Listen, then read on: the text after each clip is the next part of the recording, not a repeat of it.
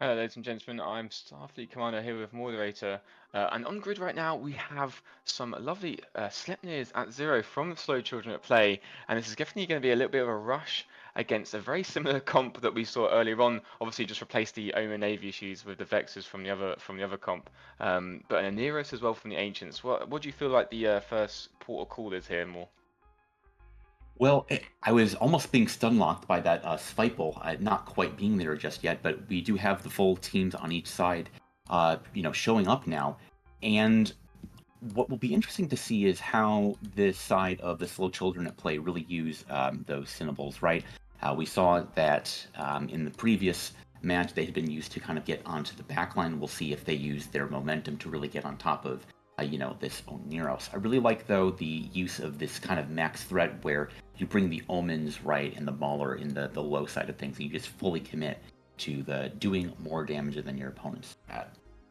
As the match is underway, we're definitely going to see, yeah, exactly, the entirety of the Sleipnirs and the team are going in. The symbol of Fisk absolutely diving in is the primary from the Ancients. He has to go in, they have to go and get tackled, they have to get some damage. First primary, the Maulus.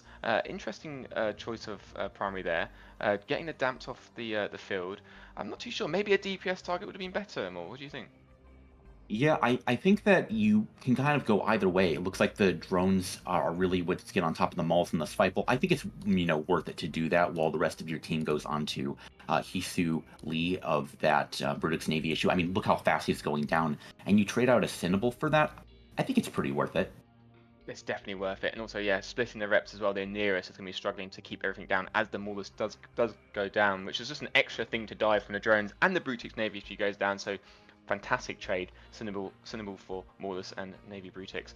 Ferox is now the primary for the Ancients, but the Omen Navy issue will be the next target. I mean, the damage of these Sleipnirs at 0. The two Sleipnirs and the Hurricane Fleet issue on them on their own is enough damage to break these things, I think.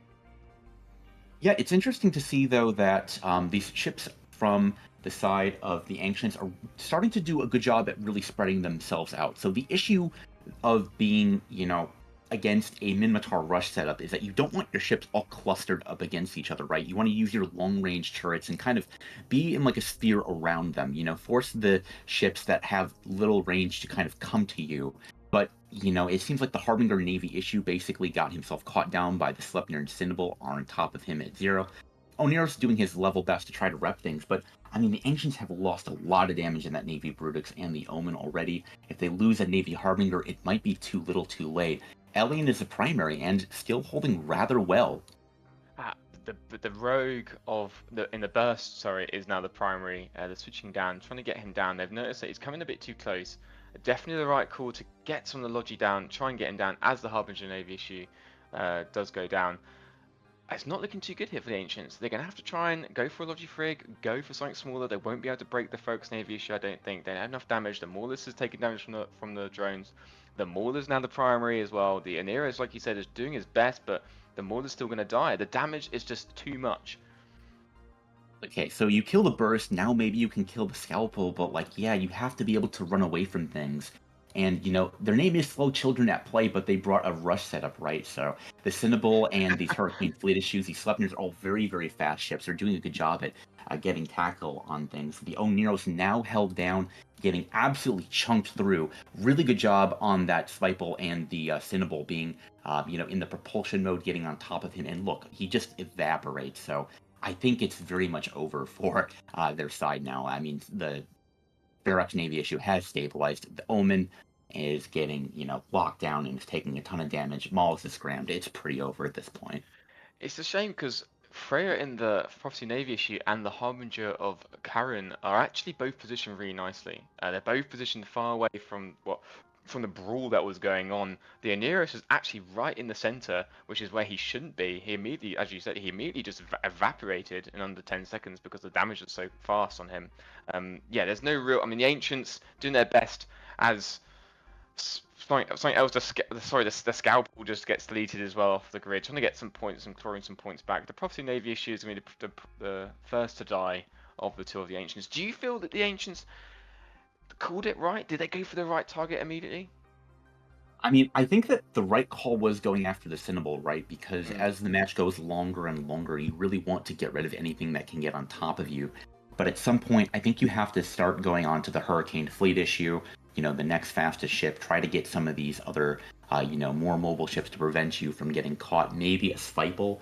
But at Ancients, you really have to, when you commit onto, those control ships in the Mollusk, and you're like, oh, Yeah. we're facing a rush setup, it's like, I feel like you almost waste some of the points there. You don't have the ships that could have been on the low end of screen. But I mean, Molluses provide a lot of utility. They get brought for a reason. They get banned a lot for a reason.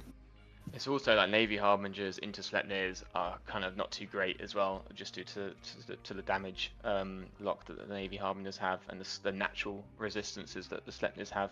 As we see Karen Thor, the last Harbinger Navy issue on the Ancient side before he goes down. But fantastic piloting from Slow Children at Play. And exactly what you said, they're not slow, are they? No, they were, rather rapid at taking out the other side. I mean, it took them only 5 minutes to win this match. And we'll send it back to the desk as this ship does finally blow up to really break down what went wrong for the side of the Ancients.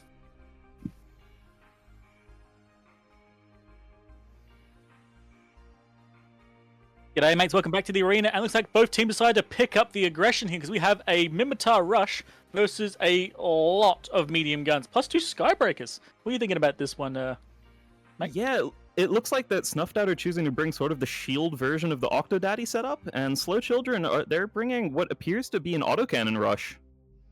I do enjoy a good rush, it makes me feel good in the morning. But double Skybreaker, it's almost like they're planning to verse drones to some point. But nope, not happening here. Yeah, oftentimes Skybreakers are enough to remove a lot of light drones off grid. Sometimes they struggle against the heavier drone comps anyway. They need a little bit more help than that, but they're very useful tackle in any case. With 10 seconds left here, this. Yeah, exactly. They're definitely going to need the tackle to help screen. Yeah, if Snuff does this well, is that Snuff? I think so. If they play this well, they can tackle out 4 of these core ships and stop them from getting in. Skybreakers, 2 mowers can tackle ships out and keep the Scimitar safe and start pounding damage. So let's see what they get tackled first. The Cinnaballs and Svipple from the Slow team are very, very fast burning into the Snuffed Out team. It looks like the first primary for Snuffed Out is going to be the Sleipnir of Ericon. Yep. It looks like their primary so far looks like Destroyer and the Ferox Navy, but their damage is very split at the moment. Yeah, it's just going to take Slow just a lot of time in order to lock something down and get enough DPS ships onto it. Shouldn't take this long. This is going badly right. There we go. First ship down, and already this rush is starting to look bad. They're going to get rid of Destroyer fast, so this is going to start falling apart. Yeah, second primary for the Snuffed Out team looks to be the Cinnaball. I love that choice. It's a lot of DPS and will go down relatively quickly here. And finally, the Navy Ferox of Destroyer is about to drop into armor, it looks like, but he's still being held up very nicely by the Scimitar. Scimitar completely untouched so far for this match. Mm-hmm. And that's the thing as well, like they're picking the right ships to target. The Cinnaballs are the highest damage for the lowest tank, so they're just free kills. And yeah, with the Destroyer still in armor, even if he goes down now, I think this match has already been told. Yeah, the Scimitar is managing to sit right behind this core of these 2 Phantasms and Moa. They're just spread out, waiting for something to try to burn by so they can catch it and lock it down. He's not going to be touched, and it's going to be harder and harder for Slow to kill anything at this point. Yep, I think his story will go down. I believe his XLASB might have run out, because you see his boots aren't that good, but it doesn't matter. Hurricane Fleet's going to follow him really quickly. So even though he's gone down, they have defanged like half of this comp's DPS, if not more. Yeah, Slow did win their previous match, so even if they simply drop out here in this match at least, they're still alive in the tournament, and they've chosen to bring this rush setup accordingly. It does favor them in tiebreakers to be fielding fast comps that can score a lot of points here, so their job now is to try to pick off some more, get a few more points onto their scoreboard. I'm a big fan. I thought these mowers were going to be tackle mowers. They're rail mowers. Good for them, yeah. That's I love this like wild tech. It's beautiful, and at this point, yeah, we're just watching them lock down. It's the Navy Ferox is the next target, and he just drops down right out of it. Now we're just watching the Scimitar run away with it. I don't think anything else is going to be able to break through his reps. Nope, not at all. They're done now, and that's kind of the problem with these rush comps, right? You need to actually commit to the rush and know what you're doing. Like, honestly, Slow Children did not engage fast enough. They were running in, but they didn't start shooting. By the time they finally started shooting Destroyer hard enough, they'd already lost a Sleipnir. Yeah, You we've need to seen really be able to put your damage in now, not later. We've seen two major problems with autocannon rush comps so far. One being, if you can't find something to immediately get everything on top of, you just won't win in time. The other one being, you get on top of the first target, but if you don't have something immediately lined up to be going on after that, you still end up falling apart against a comp like this from Snuffed Out. Exactly, and the Snuffed Out comp as well has enough range engagement that they don't need to sit next to each other. They can starburst away, sit in 10 different directions, so you can't keep rushing them. These phantasms I love as well. Like this comp from Snuff have brought some weird stuff in the past. They've brought like 3 or 4 Demosses, and we gave them so much hell for it. This is interesting. It's not horribly bad. Well, yeah, I love seeing this, and that's, yeah, with that Sleipnir going down, that is going to be it for this match between Snuffed Out and Slow Children. Slow are still in it, but with that, we'll be throwing it back to the analysts.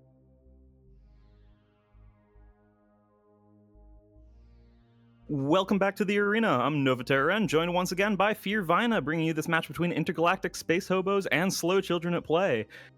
Intergalactic Space Hobos bringing a comp with a Kronos at the top end, Navy Armageddon, who's ready to do some sucking, Proteus, Augurer, Ashimu. What are we seeing from Slow?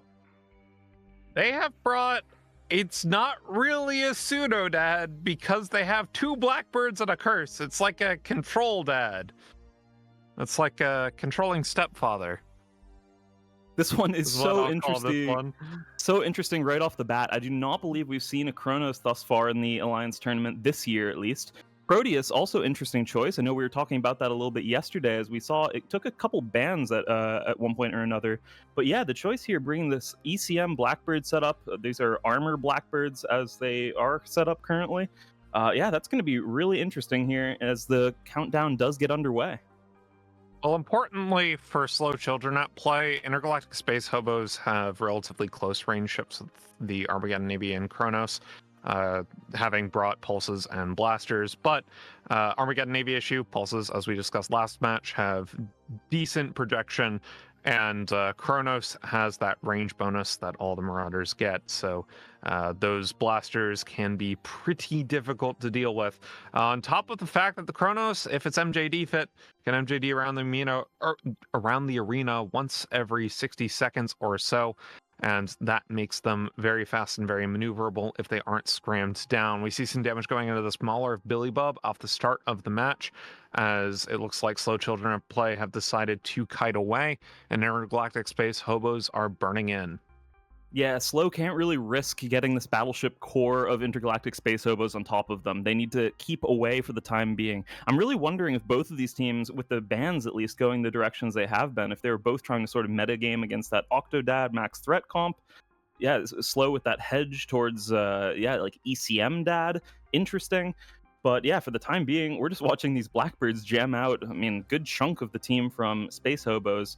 It's going to be a while before Space Hobos are able to put any damage back into the Slow Children at Play side. Curse also doing an excellent job. Hyena, they're just keeping everything, damped out, tracking disrupted, jammed. It's crazy the amount of electronic warfare that's going on to the team of Space Hobos. Yeah, you can see how large that control bar is. And on top of that, right, they've got that tracking disruption from the Curse on the Kronos and the Navy Geddon. So their projection is cut quite significantly. They have an Ashimu for long-range webs to try to get on top of the Slow Children at Play side, but they're just plinking at small stuff at the moment from Intergalactic Space Hobos. Got some damage on this Magus of Dice Verpo at the time being, but at the same time, weapon rinding onto the Kronos. They're trying to keep that Kronos at bay for the time being with this Hyena. Interestingly, Slow are turning this very much into sort of a kite that they have to continuously do, and they just ran into the classic kite scenario where they pulled back enough, but then they had to start making a turn. The Astarte of Augustus and Blackbird of Recheck a little bit slower than the rest of the team to make that turn, and I'm wondering here if the Space Hobos, Armageddon Navy specifically, and potentially Proteus are going to be able to catch one of them for it. We still seeing not too much damage coming onto the Slow Children at Play team, but their damage is also slowing down. They weren't able to kill that Magus despite shooting him for a good while there, or trying to. They're trying to apply some damage into the Mauler, Punisher, and the rest of the low end, but everything is nicely topped up by this Augurer. Yeah, we see this turn is a little bit dicey. The Astarte of Kira actually kind of burning a bit back in towards the rest of the Intergalactic Space Hobos squad while staying out ahead, just trying to keep that transversal up. Some damage going on this Blackbird as well as onto Kriatnos in the Punisher, finally going down into structure and falling for first blood. Slow Children at play, taking it about 3 minutes into the match. And they've got some more damage onto this Mauler and maybe this Ashamu now. Yeah, The it's slower Blackbird is now. webbed and tackled. Exactly. So it does seem that Blackbird of Recheck that I was mentioning before is the first thing to get caught by the Space Hobos team. They did kill the Punisher. They're trying to spread some damage around the rest of the low end of Space Hobos for the time being. Just trying to tax sort of the attention span of this Augurer more than anything else to catch something in the nick of time. It looks like the Ashamu of Amunde is going to be the main target there. He's dropping really low into armor. Meanwhile, this Augurer is also taking a few shots at least, so I'm wondering if they're trying to sort of spook him and not notice that this Ashamu might just die. Yeah, I mean, this Ashamu is pretty low right now. Recheck and the Blackbird actually staying alive pretty effectively due to his friend and the Blackbird, as well as this curse taking the damage off of him quite significantly. Even with the Tech 1 Logi frigates of the Inquisitors, Recheck has been fairly consistently alive and not getting nuked nearly as fast as you'd expect for a comp that is Kronos and a Navy Armageddon. Meanwhile, some pot shots are being put into the Inquisitor of Loki, but as we mentioned that when Aline gets jams, this Blackbird's going to be able to stabilize a bit longer, but the jams didn't land and Recheck goes down. Yeah, so Space Hobos do take their first victim in that Blackbird, and it's been an excellent job from this Augurer of Alt F4 so far. He has kept the Ashamu up successfully. It looks like Slow are now trying to put their damage into the Mauler of Billy Bulb. If the Augurer is able to transition those reps in time over to him, he might stay alive here, but he's pretty well locked down at the given moment. Massive clouds of drones on top of him as well. Yeah, we see the armor rep bots coming out towards that Mauler as well. Very tanky Tech 1 cruiser, as we like to mention.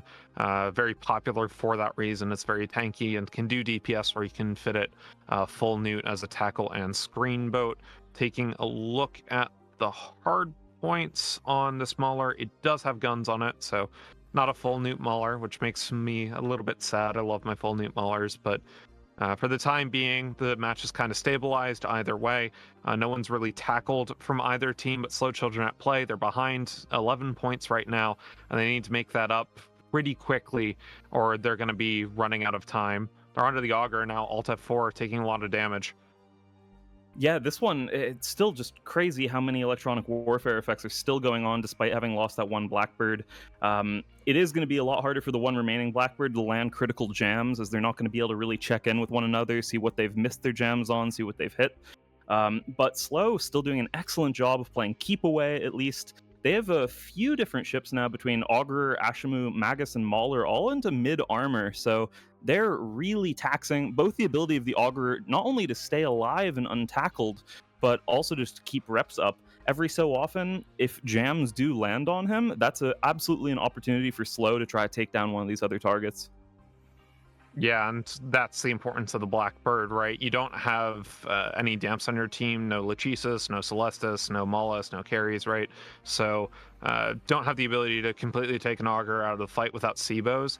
But at the same time, we're seeing this Proteus of Conkel start to burn in quite handily towards this Astarte, and damage is now switching onto him as he's gotten pretty close, now starting to burn back towards the rest of his team.